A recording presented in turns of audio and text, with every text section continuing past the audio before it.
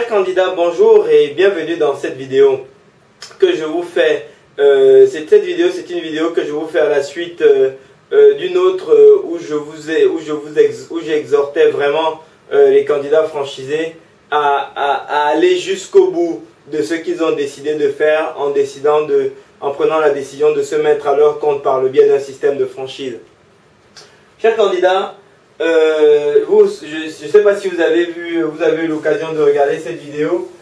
Dans cette vidéo-là, j'ai discuté avec vous, j'ai échangé avec vous les raisons pour lesquelles il me semblait important, il me semblait déterminant, une fois qu'on a décidé de se mettre à son compte, d'ailleurs que ce soit par le biais d'un système de franchise ou pas, il me semblait déterminant d'aller jusqu'au bout de sa décision. Parce que comme je vous disais dans cette vidéo, chaque candidat franchisé, je pense que vous le savez déjà, si vous avez regardé d'autres vidéos sur moi, j'ai eu le privilège d'être des quatre côtés de la barrière. C'est-à-dire que je travaillais comme salarié, j'ai créé des entreprises indépendantes hors système de franchise. Je suis moi-même franchisé d'un réseau, mais je travaille également pour des franchiseurs.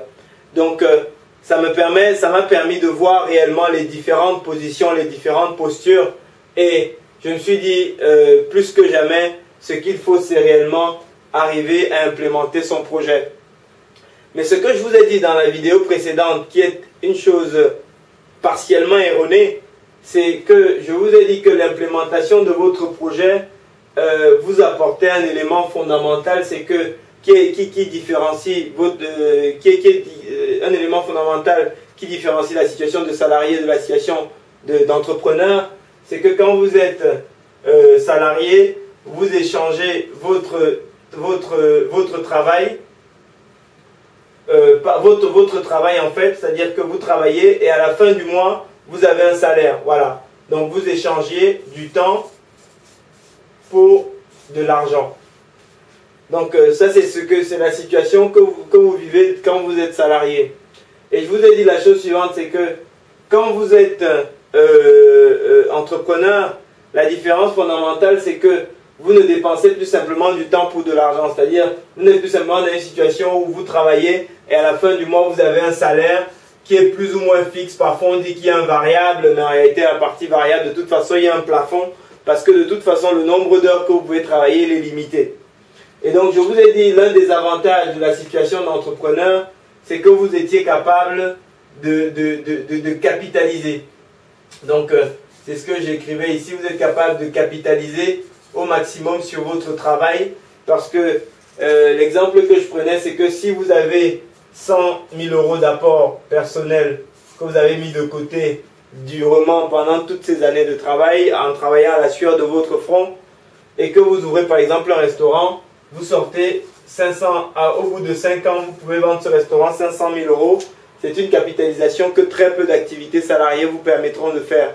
Même si vous gagnez 50, 80 000 € par an, ce qui est déjà des très hauts salaires en France, vous aurez beaucoup de mal à mettre de côté 500 000 € en 5 ans. Et je vous ai également dit que le travail vous permettait de construire la qualité de vie que vous souhaitez, la qualité de vie à laquelle vous pourriez aspirer. Et c'est là où mon propos n'était pas tout à fait exact. Parce qu'en réalité, tous ces éléments, c'est-à-dire cette capitalisation et la qualité de vie qui vous permet réellement de disposer de votre temps et de ne plus vendre votre temps pour de l'argent, ne fonctionnent que si vous mettez en œuvre un ingrédient fondamental.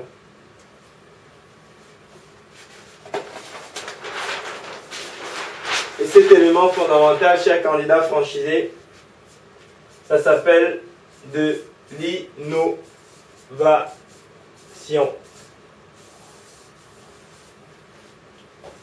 L'innovation, c'est le cœur de tout, de toute forme de survie, chers candidats franchisés. Avant de revenir là-dessus, je voudrais attirer votre attention sur un élément tout simple. Est-ce que vous savez que nos cellules se régénèrent un nombre un nombre qui s'exprime en milliards de fois tout au long de notre vie, et que plus on s'approche de la mort, moins les cellules se régénèrent. Le jour où j'ai compris cette notion, ce jour-là, j'ai compris la puissance du besoin, de la nécessité d'innovation. C'est-à-dire que l'innovation, ce n'est pas quelque chose qui doit être fait juste pour le fun, c'est quelque chose qui doit être fait en permanence si on veut survivre, si on veut vivre et survivre et survivre et survivre et survivre. Parce que c'est dans l'innovation que vous créez les conditions pour pouvoir résister aux modifications des conditions de votre environnement. Et à quel niveau intervient l'innovation? L'innovation va intervenir en général, et c'est ce à quoi je souhaite attirer votre attention dans cette vidéo, c'est qu'une fois que vous avez implémenté votre projet, une fois que vous avez concrétisé votre projet, l'innovation doit intervenir à deux niveaux. À la fois dans votre concept,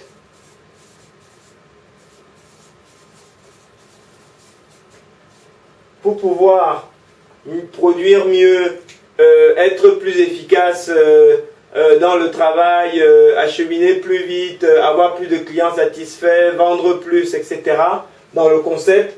Et ça doit porter sur tous les éléments du concept, c'est-à-dire les aspects marketing et vente, les aspects financiers et contractuels, les aspects ressources humaines et management, les aspects gestion opérationnelle. Voilà. Donc tous ces aspects-là, il faut innover, il faut toujours travailler pour être meilleur. Mais là où vous avez également besoin d'innover pour réellement capitaliser sur tout le travail et toutes les nuits blanches que le montage de ce projet vous auront obligé à faire, c'est sur votre organisation personnelle.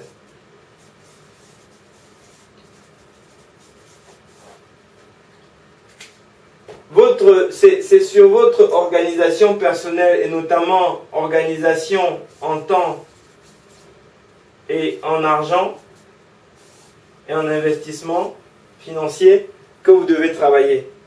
Pourquoi? Parce que vous vous rendrez compte, cher candidat franchisé, et cette réflexion, vous devez l'intégrer en amont lorsque vous envisagez de choisir votre concept de franchise. Mais vous vous rendrez compte que vous allez voir beaucoup de franchisés qui en réalité, et qui n'ont pas fait ce travail d'innovation sur leur organisation personnelle, se retrouvent 5, 10, 15 ans après qu'ils sont franchisés à toujours se lever le matin pour aller faire la même chose. S'ils ont acheté une sandwicherie ou une pizzeria, 15 ans après, ils se lèvent le matin, ils vont faire leur pizza, sortir les pizzas du four. S'ils ont acheté, je sais pas moi, une affaire de vêtements, 15 ans après, ils se lèvent le matin pour aller remettre les vêtements en rayon, passer les commandes, etc., etc. Ça, c'est la preuve fondamentale que les gens n'ont pas réfléchi en amont à leur organisation personnelle. Qu'est-ce qui se passe quand vous menez cette réflexion en amont? C'est que 5 ans après avoir mis en place votre projet, et probablement pas avant, parce que quoi que vous fassiez, cher candidat franchisé, au début du montage de votre projet, vous aurez besoin d'aller au charbon. Vous aurez besoin d'aller à l'effort pour vous rendre compte de ce que ça demande comme effort, de comment il faut faire les choses pour pouvoir justement dans un deuxième temps structurer et surtout, et c'est là où je voulais en venir, faire fonctionner l'entreprise sans que vous n'ayez besoin d'être présent. Et c'est là où, et c'est à ça que doit servir le travail d'organisation personnelle. C'est-à-dire que quand vous êtes au début de la mise en place de votre entreprise, vous avez donc, comme on voyait tout à l'heure, le marketing et la vente. Vous avez la gestion opérationnelle de l'entreprise au quotidien. Vous avez les ressources humaines et le management. Vous avez tout ce qui est financier et juridique. Et derrière tous ces éléments, vous vous souvenez, il y a méthode de vente, promotion, communication, technique, produits, service, donc on disait communication, promotion, technique de vente. Ici, vous avez tous les contrats, vous avez tous les éléments financiers, solde intermédiaire de gestion, marge, rentabilité, valeur ajoutée, financement, BFR, etc., etc. Gestion opérationnelle, vous avez les plannings, vous avez la sécurité, vous avez la propreté, vous avez l'efficacité, vous avez la production, vous avez la logistique, vous avez. Les ressources humaines, vous avez le personnel pour lequel il faut définir les profils, il faut recruter, il faut former, il faut rémunérer, il faut motiver, il faut licencier, il faut. Et tout ça, pour que ça fonctionne, au milieu de tout ça, il y a vous. Au début de votre activité, c'est à ça que va ressembler votre entreprise. Et si vous faites tout le travail d'organisation personnelle comme ça se doit, il faudrait que après 5-7 ans, vous puissiez fonctionner sans ça. Et ceux qui ne font pas le travail en amont d'organisation personnelle n'arrivent jamais à être absents d'ici et à faire en sorte que tout le système puisse fonctionner sans leur présence. Et donc, si vous êtes au début de votre projet, mettez-vous déjà ça en tête. Si vous êtes déjà un franchisé en activité, regardez votre entreprise aujourd'hui. Tous ces éléments-là, ça fonctionne avec vous au milieu. Est-ce que vous êtes capable de fonctionner, de vous sortir de ce trou et faire le travail qui consiste à vous acheminer, à vous faire sortir de ce trou, c'est à ça que nous travaillons lorsque nous accompagnons des franchisés qui sont déjà en exploitation. Donc je voudrais que vous puissiez vous-même prendre votre feuille de papier, voir comment fonctionne votre entreprise et voir si aujourd'hui vous êtes capable de sortir de là. Et si vous êtes en amont de votre projet, réfléchir à construire un plan d'organisation personnelle, un plan qui vous permette d'innover sur le plan de votre organisation personnelle de façon à ce que 5 ans après que vous ayez ouvert votre affaire, que vous puissiez fonctionner sans que vous ne puissiez être présent. Et ce n'est que si vous réussissez à bien faire ça que vous pourrez réellement capitaliser sur les bénéfices de la création d'entreprise et réellement construire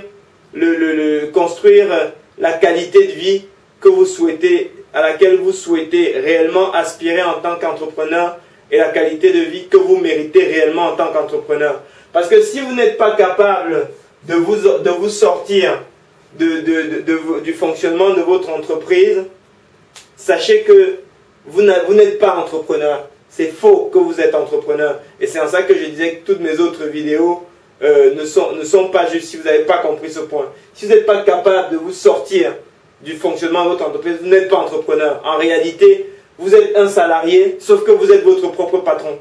Mais vous êtes resté salarié, c'est tout. Vous n'avez plus personne qui vous crie dessus, mais en réalité, vous avez rien fait d'autre que vous acheter votre propre job. Donc voilà. Et c'était ça l'objectif de cette vidéo. Donc, j'espère que vous avez été suffisamment sensibilisé à ce point et que vous allez tout de suite intégrer cette façon de fonctionner dans votre approche de façon à construire et à construire quelque chose qui vous amène vraiment vers la qualité de vie que vous méritez pour tous les risques que vous aurez pris. Chers candidats franchisés ou chers franchisés, je vous remercie pour votre attention et je vous souhaite très bon succès pour votre projet. Merci.